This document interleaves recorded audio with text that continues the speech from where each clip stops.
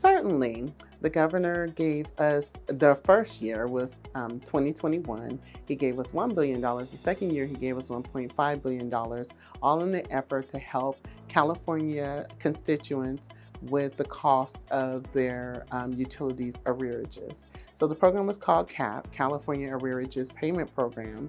And in this program, we partnered with more than 80 utility companies throughout California to make sure that the arrearages that were a result of COVID were paid for the constituents. And so I'm most proud of partnering with them. Within 6 months, each one of these two iterations of the project was able to get the money out to constituents. So I'm most proud of that collaboration in the last couple of years.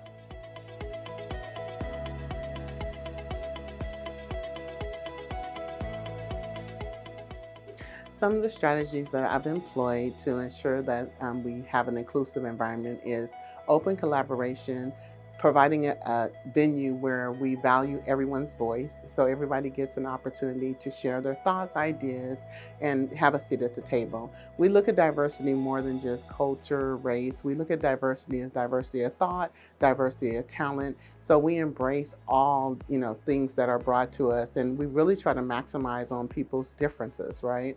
One of the things, like I mentioned earlier, was the CAP project.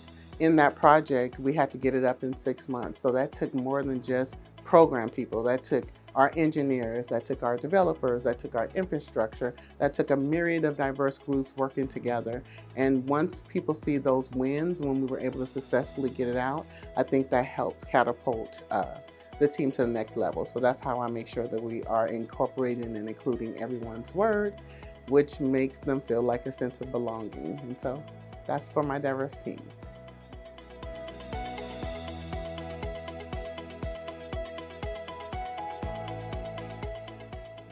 So I think one of the challenges that's not only impacting us, but impacting the state of California is how do we keep a skilled, relevant workforce?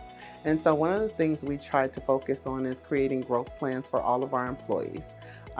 Because we have a lot of generations now in our workforce, we have about four, and we have a lot of our mature leaders who are leaving with a wealth of knowledge. So in order for that knowledge not to walk out the door and for staff to still be able to progress the environment, we're asking for documentation, strategies on how to do business better, right? Not just documenting what is.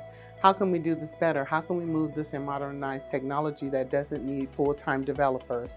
So we're really looking at taking our current workforce with skill sets and trying to see where those gaps are and just really trying to build our workforce for technology of tomorrow.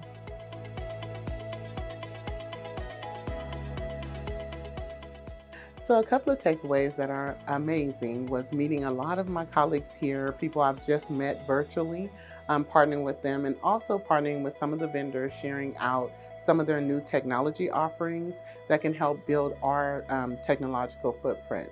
So that's what I'm most excited about taking away from today's conference.